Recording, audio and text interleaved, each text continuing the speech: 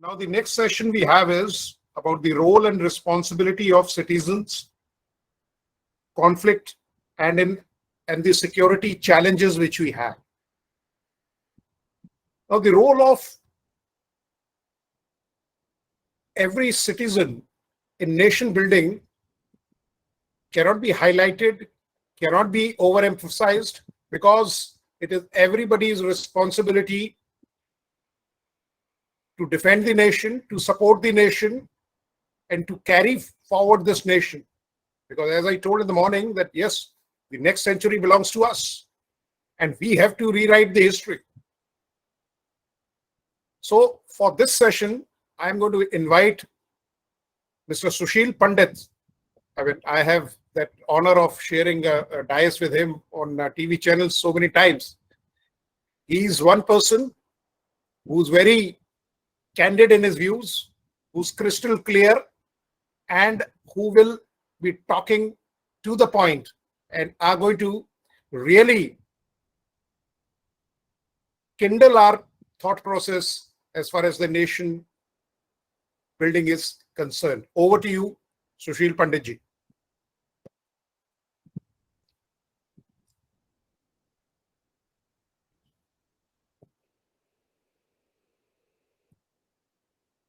Okay, is he there? Okay, if he's not there, then we will request General Bhatia, if he's there, to share his views on this. General Bhatia. Thank you very much. Thank you, GCTC Vijay. And yes, sir. Let me say a few words about General Bhatia. General Bhatia is a paratrooper, an officer, and a gentleman. His brother, he has been my coursemate, and I have been to General Bhatia's at his residence so many times. What a wonderful couple they are. But if you go there, you don't feel that you are talking to a general who is highly respected in the army, who was one of the most revered general in the army, and who was one of the most professional paratrooper generals in the army. He was Director General Military Operations. I mean, an appointment which is, I can only give you the depth in fathoms, because even if a major is posted to the MO Directorate, he has to be par excellence. So you can imagine the status and the stature of General Bhatia when he was the Director General Military Operations. A person with simple thinking but effective thinking. A person who will make the junior leaders at home, but yet drive the points in such a manner that they remember him for the years to come. Over to you, sir. Thank you very much. Jai Hind, and thank you so much. You're an old colleague and a friend. So the words you said really touched me, but all the same good words from you expected. I really don't deserve most of it. Every soldier of the Indian Army can be described the same way. Thank you so very much indeed, but grateful all the same. I think the moderator, Mr. Sushil Pandit, is not there, so I'm not surprised as a paratrooper, not surprised by anything. He'll be joining later. It's always a pleasure to share a platform with him and to be on the GCTC platform.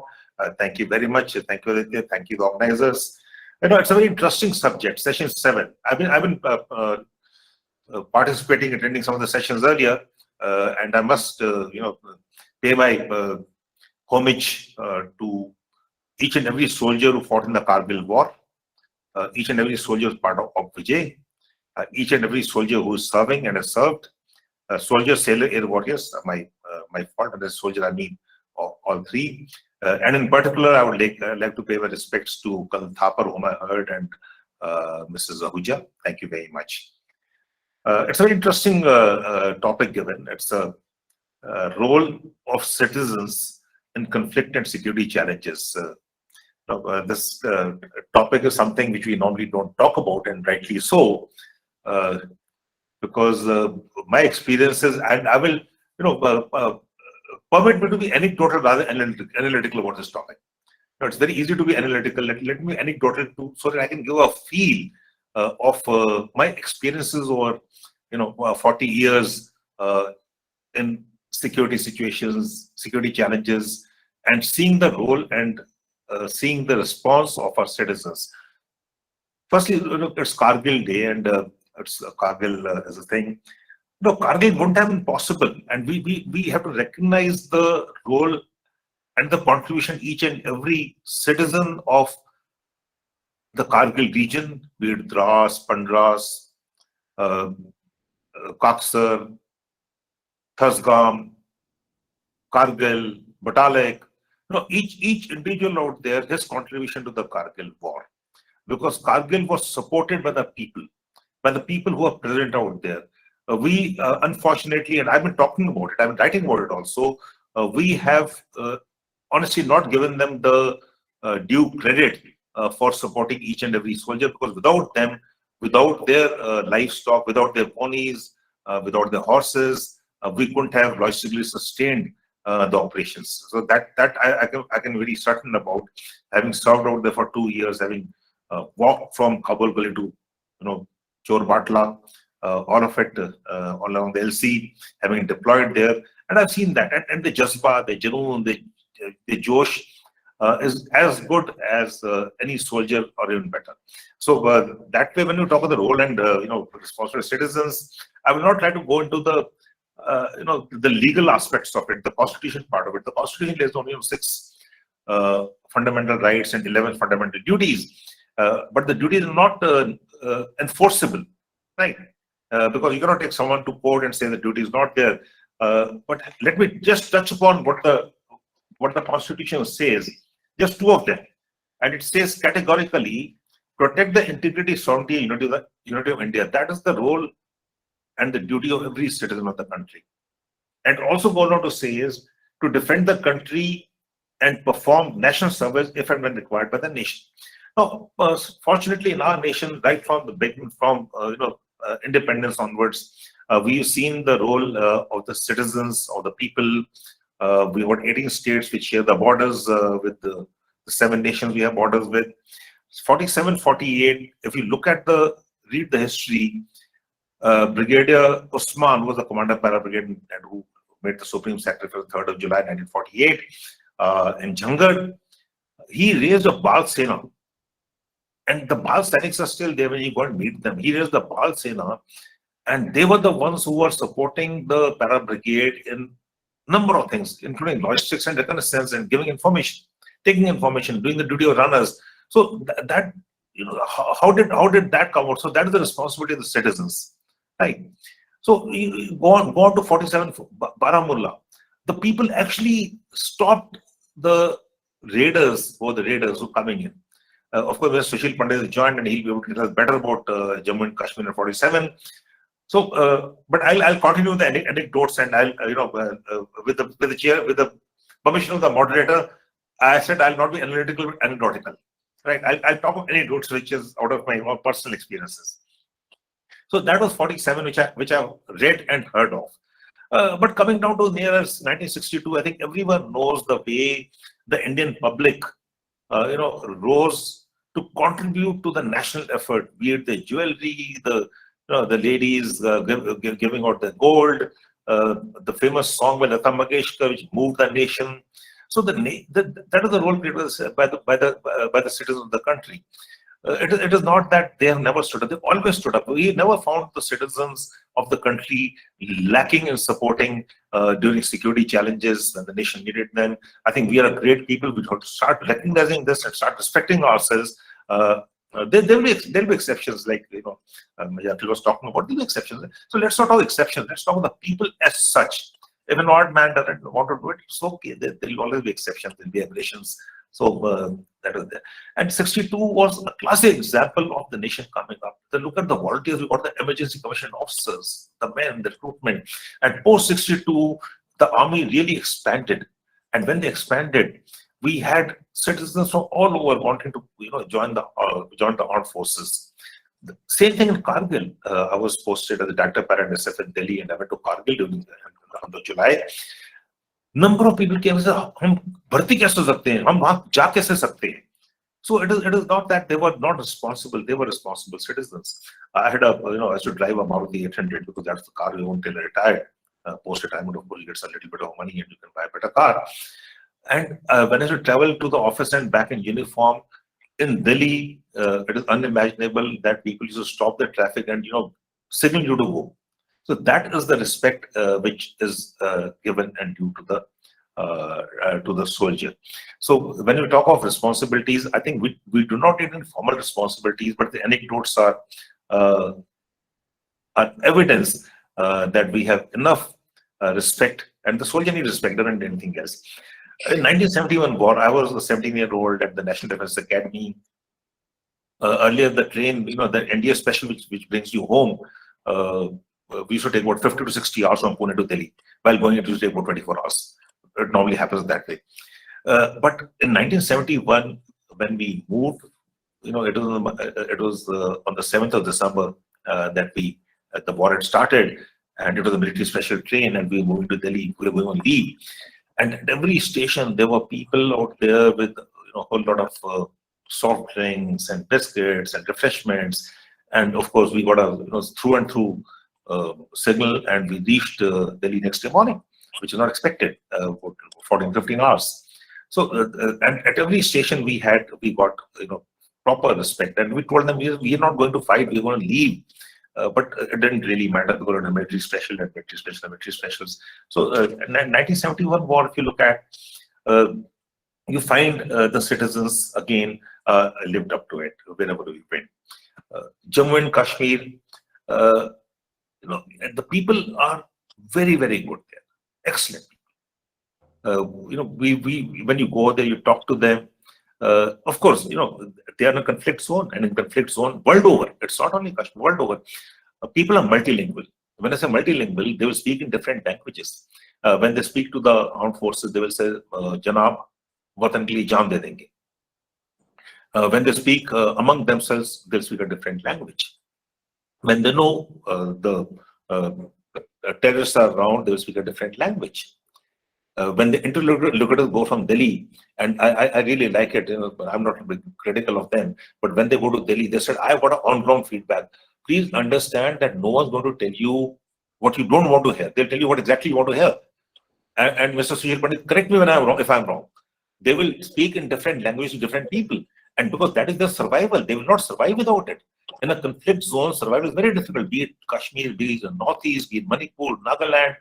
And be it any conflict zone anywhere in the world, they have to learn to survive in a hostile environment, and they can only survive if they know how to get around the situations. It is the situations make them do that.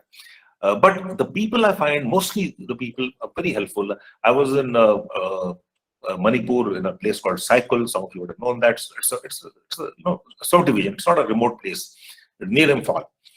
And I was a post commander. And one day, there's a letter thrown into our post, and it said that if you don't do this, because if you do go there, you'll get ambushed. Okay. So that was the people helping us out. In the lighter vein, and not lighter vein, it actually happened when I got posted out from there, and they had a cup of tea for me in the village. And the villages are very, very good. And they said, Major Saab, आप जब भी आए हमारे पास, हम आपका घर बना के देंगे, and we'll give you a wife, to take care. So that is the respect they give you if you're good to them, and you have to be good to them.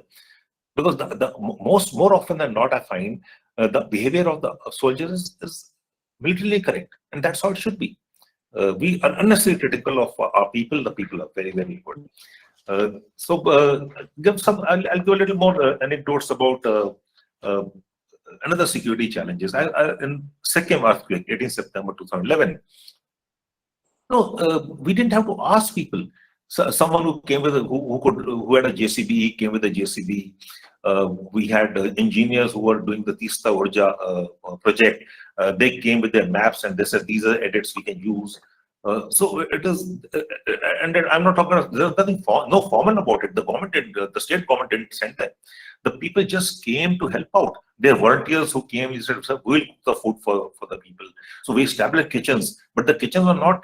They were, of course, we provided some of the rations and the utensils, but the people were doing it. So it is the citizens who have already taken upon themselves to help other citizens. And when we talk about the role and duties of the citizens in conflict situations and the security challenges, I think India, it is already there. It doesn't. Of course, there will be exceptions. Another exception I can talk about is after surgical strikes. I was sharing a television platform with, and everyone wanted to know what happened or how it happened. And you don't talk about the modus operandi of the special forces. It doesn't happen, because if you do that, you are closing the options for the next time. So I happen to normally I don't, but I said let's leave the how part of it. It's been done. So let's leave the how part, how it was done and how. So he said, no, it's my right to know. Fine, it's his right to know. He said so. Constitutional right to know. Well, it's his constitutional right to know, but their fundamental duties also. So there will be people that says fundamental, it's a constitutional right to know. So I don't grudge it. So we'll have to live with that also. But one had to explain to him that your constitutional right may at a later time be detrimental to operations if they were to be repeated, and they would be repeated, I suppose. It can't be a one-time off. So there will always be places where it will always happen. So these are also some of the things. And when you talk of Uttarakhand, June 2013, the Uttarakhand flash floods which we had, that was a major one, because normally in any disaster, it's the people of one region who get impacted. The people are staying there. But Uttarakhand floods were one place where the complete nation got impacted, because there were pilgrims from all over the nation who were visiting, Badrinath and Joshimath and Kedarnath and Hemkund Sahib. So everyone got impacted out there. And who actually helped us out? It was the locals from Jungle Chatti. They were the ones who said, "Ki sab log ye upar bhag gaye hain log," because when the floods came, the people ran uphill and they followed the civilians who were locals, but they couldn't sustain it. So they were the ones who led us to the tracks, and there we could survive. We could actually save so many of them who were dehydrated, who had no food. But it was the civilians who led us there, and they were the ones who showed us the path, who knew the area very well. So what I'm trying to say is that I think it is an excellent thing that we have citizens of our nation who have the same jazba, the same josh as anyone else, and we should start respecting that. Having said that, my last point, 2 points. One, as a second lieutenant, 20-year-old second lieutenant, the first pip I got, the men walked up to you always with some problem, and they had problems. In the villages, they always have problems. And if you wrote a letter to the district commissioner or the district magistrate, you got a reply that either it will be resolved, or this is the way forward, or this is what needs to be done. I don't see that happening now. And when, as a lieutenant general, I wrote a letter to a district commissioner to help out a colleague of mine, a soldier of mine, I didn't get the courtesy of response. Right? So it is not the citizen, it's the government machinery which has to start recognizing their responsibilities. It felt bad. We got a response in the early 70s. As a second lieutenant, we wrote a letter on and you felt very good when you got a response, because that men had faith in you that you could resolve some issues. It doesn't happen today. Why? It's a question I ask. And I request this platform, GCTC, I think we need to flag it. There are provisions. And the problems of our soldiers have multiplied over the years.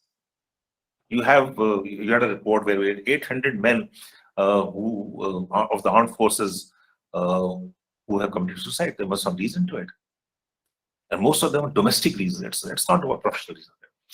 And the second thing and the last thing, which has been said earlier, before I say thank you very much, is be a good citizen. किया इस phone कर दीजिए, उस phone पे मैं logged in हूँ, वहां से देख नहीं पाऊंगा messages. So thank you very much, Jai Hind, and over to Mr. Patel. Thank you so much. First of all, my apologies. I was struggling with perhaps the connection, technology. There was some code required and I couldn't get in. But grateful to you, General, for taking over and starting the interaction on time. Jai Hind and Namaskar to all the participants and the viewers. Thank you so much for connecting in. We are talking about roles and responsibility of citizens during the times of conflict. In fact, this is a very apt issue to discuss, especially in the wake of what a late departed General Bipin Rawat had mentioned ever since, that India is prepared for a 2.5 front war, which means we not only had the enemy across the borders, we also had challenges within our borders. And that dramatically and hugely increased the responsibility of the citizens within to help our armed forces overcome the challenges and assist them for maintaining security, maintaining lines of communication, logistics, and helping in the effort of thwarting the enemy. I'm reminded of what happened 23 years ago. 23 years sounds like a long time, but it is so fresh in my memory, and I sometimes marvel how time flies. When Kargil broke out, the way entire nation mobilized itself was overwhelming for even those who had seen the previous conflicts. The way you could hear about stampedes at places where the recruitment for Jawans were going on, and people enthusiastically would wish to be part of the war effort. The way, perhaps for the first time, fallen soldiers were received at homes, in their villages, in their localities, in their cities and towns, with the entire town converging for their farewell and last rites. This was a moving sight, how the entire citizenry not only identified with the conflict, but contributed hugely. I remember the then army brass requesting people that we've now found enough that you've contributed. We don't need any more contributions. The coffers were overflowing with people liberally contributing for the families, the kith and kin of those who gave up their lives defending our borders at Kargil. I think that spirit remains alive. That spirit remains intact, and if at all has grown in the recent past. What we need to do, not just in rest of the country, but in those areas where the challenges are stiffer, I would like to know from Kashmir itself. We have two participants. May I request Chairman Save Youth, Save Future Kashmir, Wajahat Farooq Butt, to make his intervention in this conversation in light of what we are discussing. Thank you, Wajahat.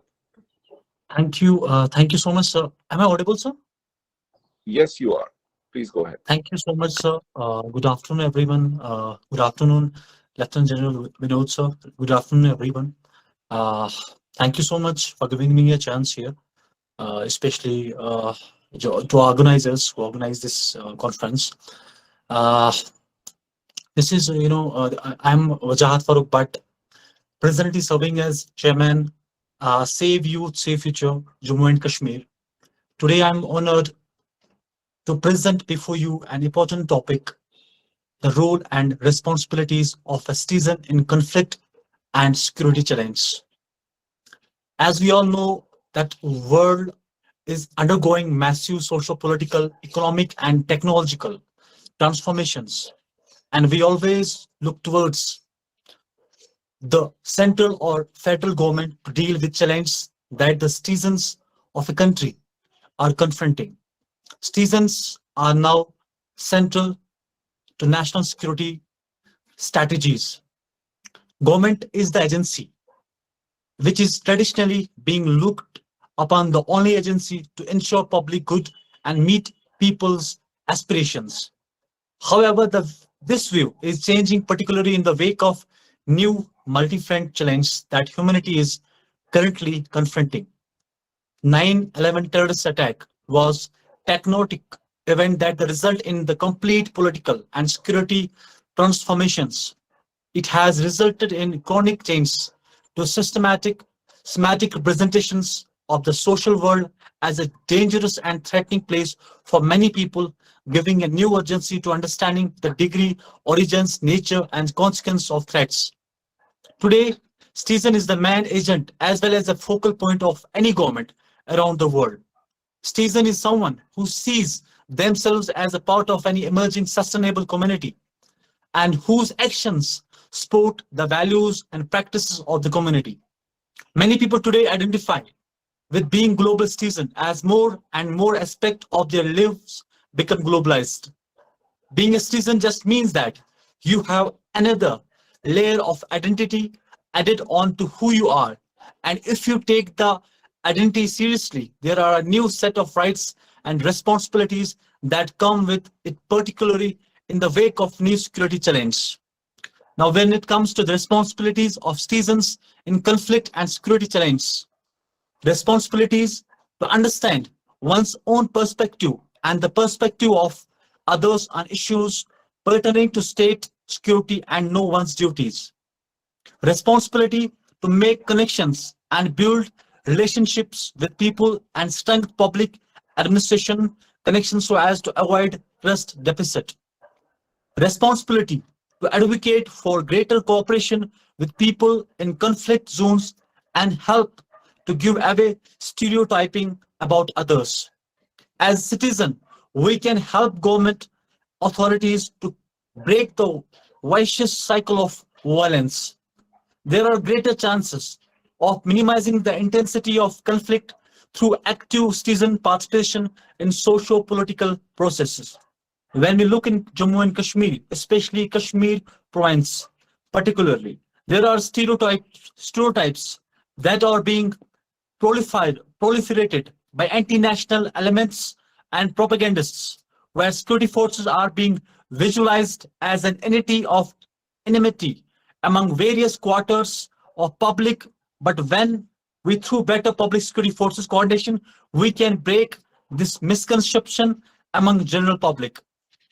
We are battling Pakistan-sponsored terrorism in Kashmir since 1990s, and unless and until people genuinely cooperate with security forces, we would not be able to break and eliminate terrorism in Jammu and Kashmir. However, since the abrogation of Article 370 and 35A, public security cooperation is increasing manifold.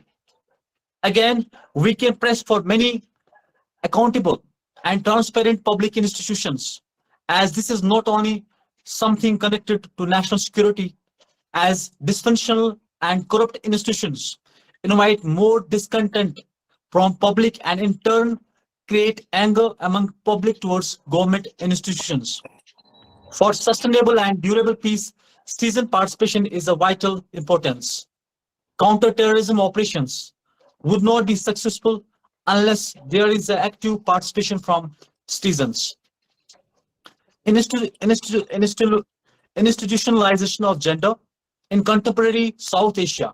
Significantly in Kashmir, the woman does not hold a vibrant agency. Move on to Pratibha Punia. She's a PhD student from School of International Studies, Jawaharlal Nehru University. JNU needs no introduction. Pratibha, the floor is yours, and Okay. you Hello, have sir. a particularly challenging task because JNU has acquired a certain reputation lately. And how do we get citizens, especially aware citizens, students, community, influencers, to help our security forces get over a conflict? Floor is yours. Okay, so first of all, hello everyone. I was told, am I audible? Yes, you are. Please go ahead. And it's the first time that I'm speaking on something like symposium like this, and I really got inferiority complex after listening to all these people who are so prolific. I'm nothing in front of them, but again, I'm a PhD first year student at School of International Studies in GU, and I'll be actually embarking upon the foundational grounds of conflict and security challenges, because I'm a person who's coming from that background only. So when you say a term conflict is something, I won't say disagreement, because disagreement can generally be positive also. And I would say that conflict is something when you have two opposing forces and there's a disharmony among them. So there's this sociological thinker I studied during masters, George Simmel. He says that conflict is a very fundamental social trait that you find in every human being. And when you say that it's a social trait, so conflict resolution 100% is a practical impossibility, but you can try having like mitigating conflicts. Again, when you have conflicts, you have competitive behavior from both the opposing forces, and that's the topic of the session, is that how citizens are central to conflict resolutions and to this, how they contribute to solving the security challenges. Okay, so citizens are the most central thing I feel when you talk about conflict resolution. For example, India being a democratic country, as you were asking to the earlier author, that how will you mobilize people conflict resolution and for solving the security challenges? I feel that democracy is a very huge mobilized tool, because democratic country is such a medium that provides you ample amount of space as well as ample amount of capacities for citizens to fully participate in the decision-making process. Also, as Bhatia sir was talking about, that it's the responsibility of citizens to, put yourself in the service of the nation whenever required. So again, in a democratic country, what we have is that you have rights as well as duties, and duties remind you that you cannot stay aloof from matters which are concerning your national security and which are concerning your nation as well as. Again, when you read the United Nations charters, the General Assembly and the Security Charter, I'm not going into the facts well, these charters which talk about sustaining peace, they completely forget to mention about the local governance. We know that the world is globalized. You have the global security challenges, but the global security challenges do have the local impacts. They have an impact on the local context. So what you need to overcome this is that you have to mobilize people from the local level. There was this talk between the Maoist forces and the Andhra Pradesh government in 2004. I remember they agreed to keep on the table, and the only reason that they agreed for the talk was that there was a public opinion that the government went after, and this mobilization by the people and the public opinion the government sought for was the only reason that you had talks between the government of Andhra Pradesh and you had the other opposing force, that was the Maoist, on the table. So mobilization is very important, and mobilization is only important when you narrow down your approach, that the local governance is important when you talk about any security challenge. For example, the challenge that we faced and we are still facing, for example, COVID-19 is also a very huge security problem that the world is facing towards, and of course no country is aloof from it. So citizens had a great role to play in it, other than the government agencies. If the government agencies are having a responsibility to protect the polity, the citizens as well as in response are having a great responsibility and accountability, I should say, not responsibility.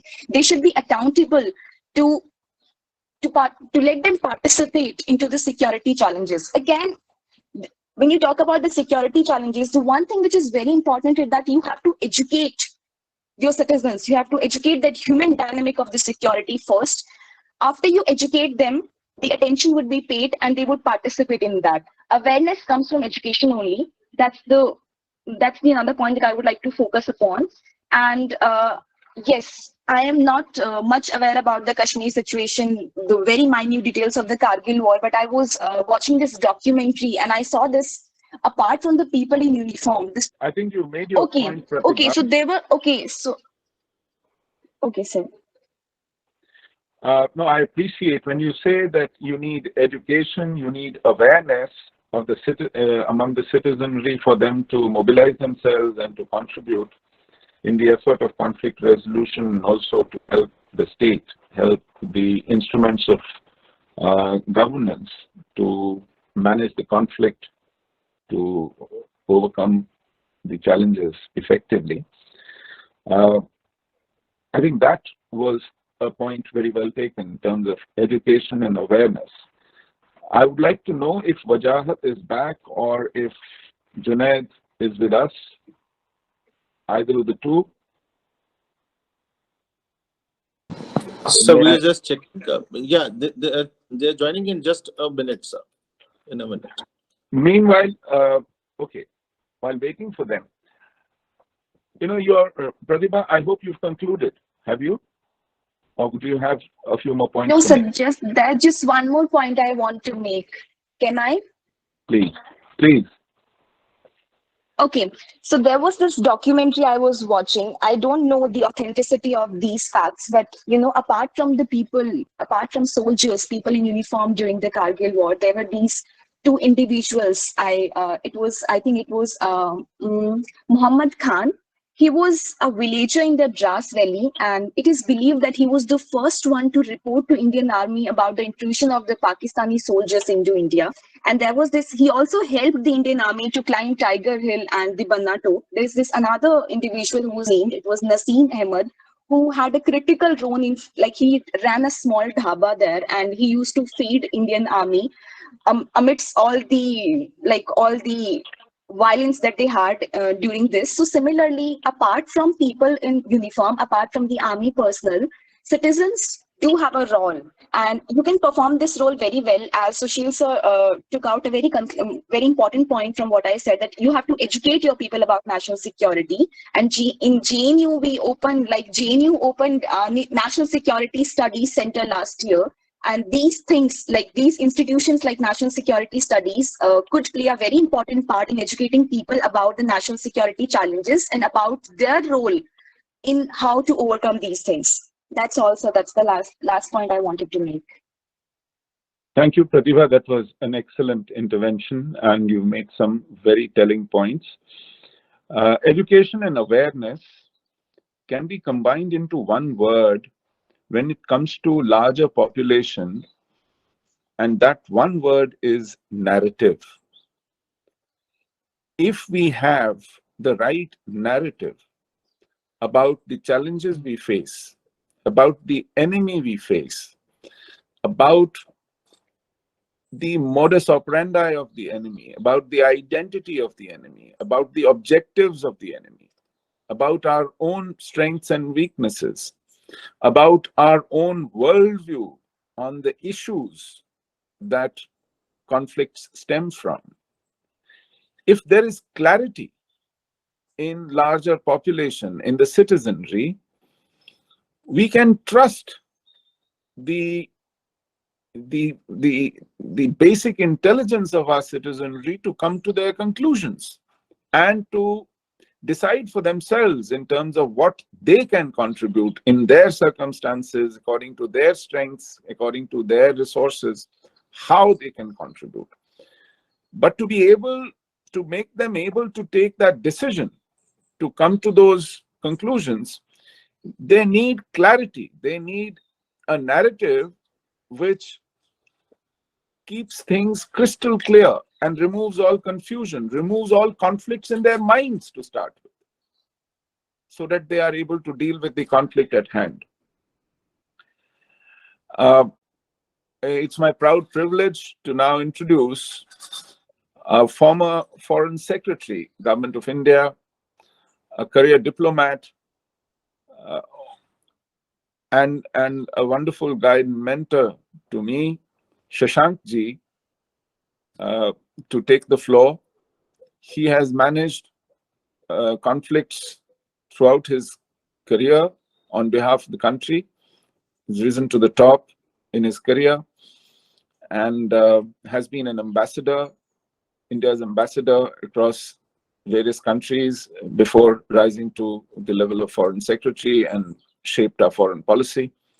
I would like to invite him to the floor. Thank you. And Thank you, hear from Sushil. him. Thank you, Sushil ji. Pranam to everyone. And say that, yes, citizens' interaction, citizens' involvement in the conflict situations and the security challenge is very important.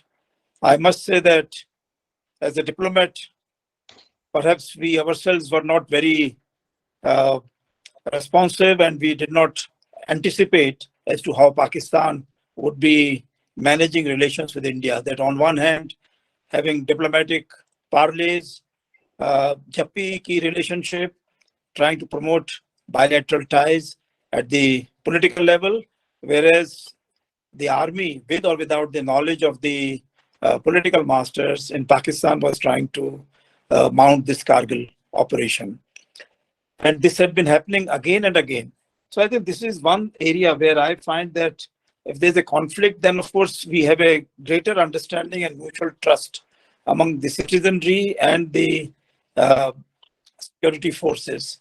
However, if there is a conflict situation, there's very often we do not really know whether the conflict is taking place internally within the country, whether it is outside, and how do we deal with it. So I would suggest that one area where we had made some start, thanks to the initiative of Mr. K. Subramaniam, long time ago in the 80s, he tried to bring together the senior middle levels of the army, the bureaucracy, foreign service, and some others together, so that there would be greater exchange of views, greater mutual harmony and trust among them.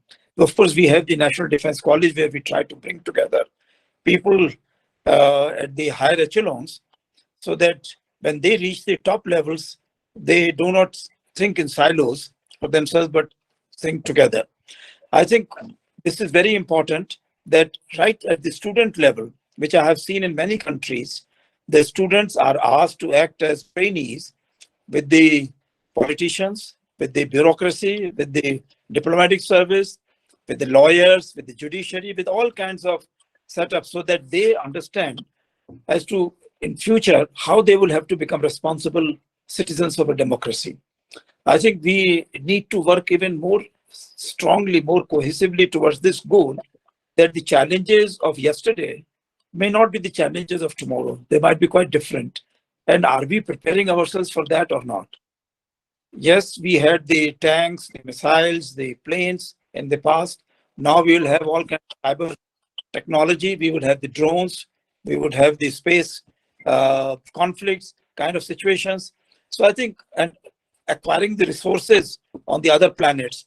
So I think there are all kinds of new challenges which are coming up, and our future generations, younger generations have to be ready for that.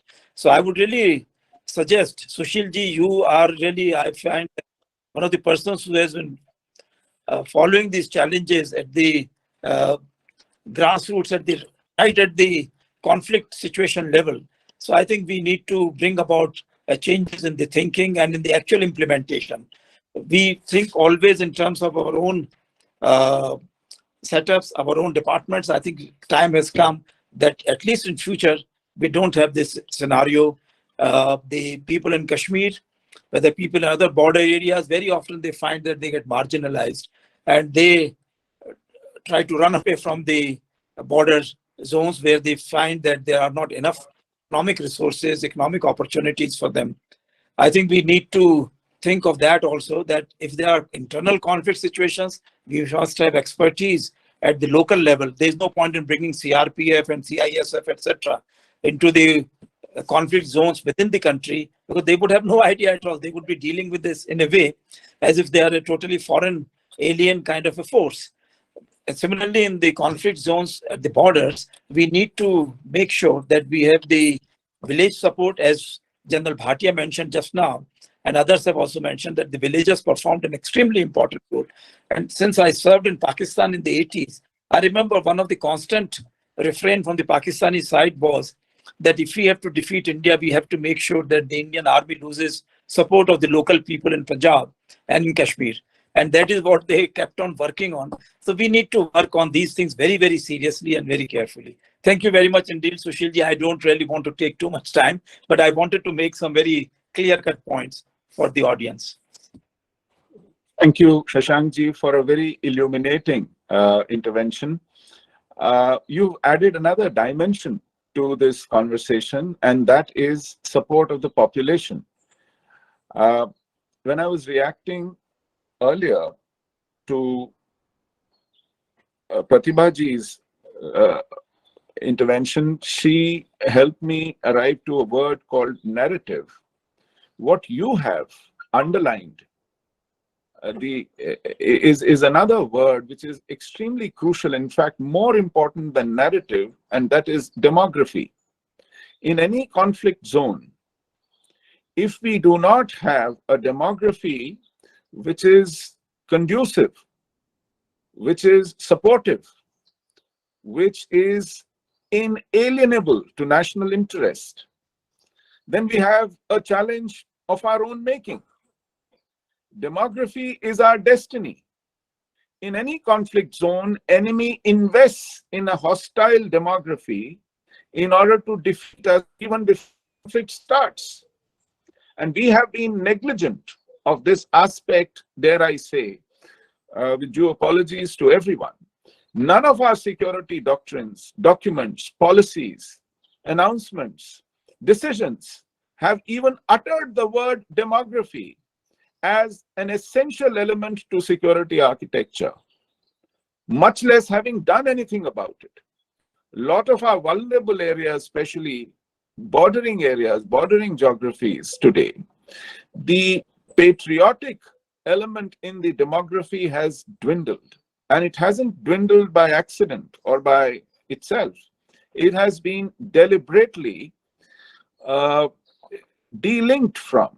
In fact, there has been an exodus generated of patriotic population in the vulnerable areas. And that, Shashankji, by underlining it, you have brought in a lot more clarity to this conversation. May I bring in General Bhatia? General Bhatia, are you there? General Bhatia, can you hear me? I can hear you.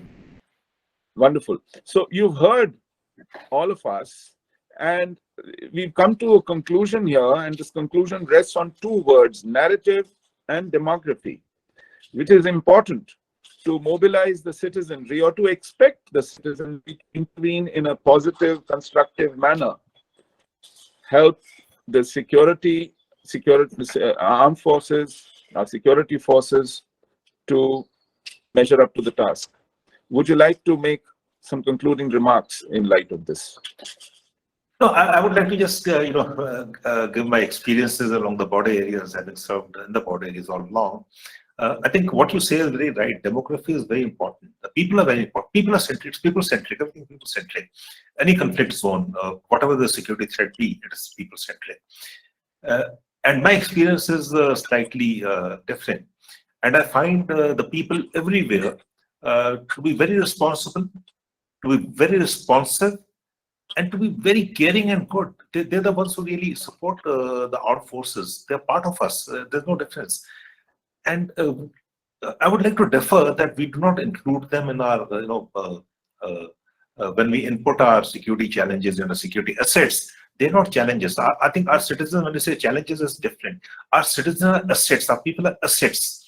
And we take them into account everywhere we go. We talk to them, and they tell us more. Even, it was rightly pointed out, 3rd of May 1999, it was a Bakarwal who went and formed the army camp that there are Pakistanis sitting atop a particular ridge. Right? Kargil couldn't have taken place.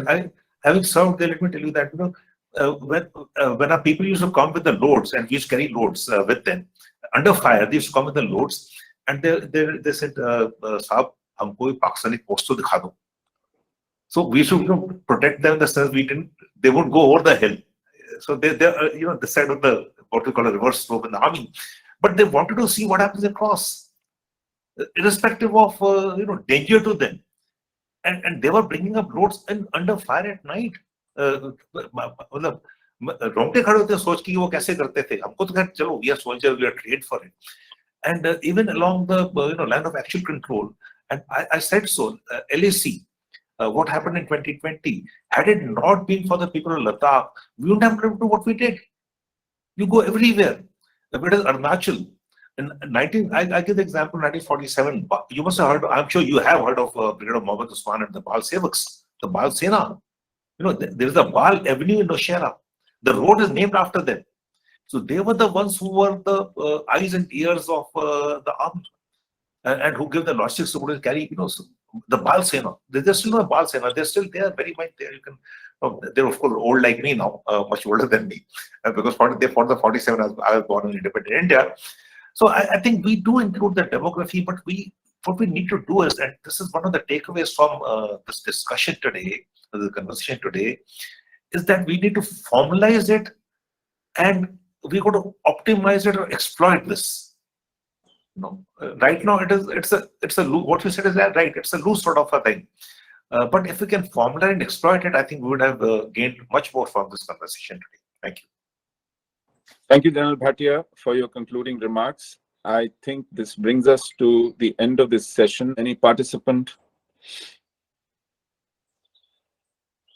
with any question?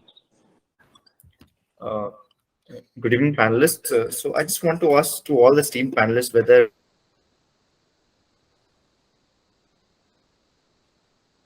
Can't hear you.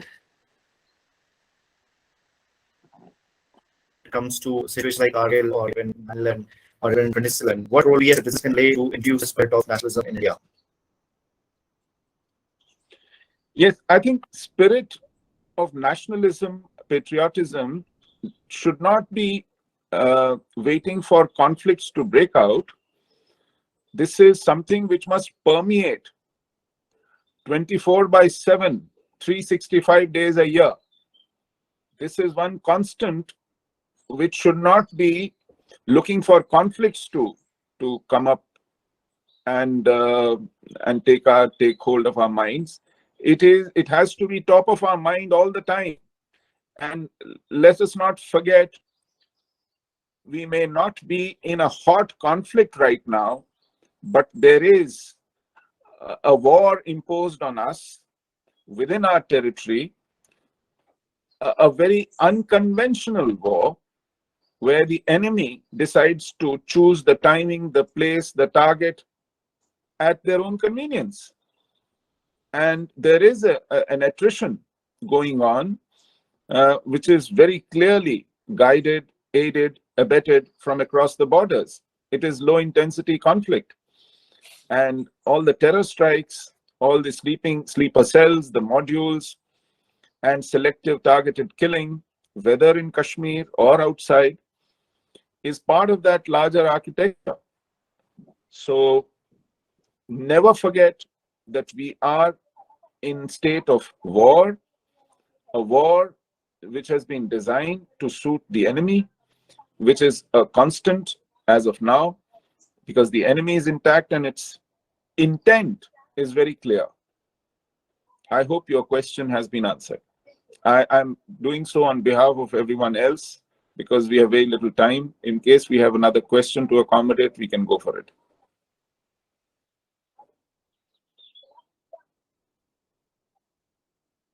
Any other question?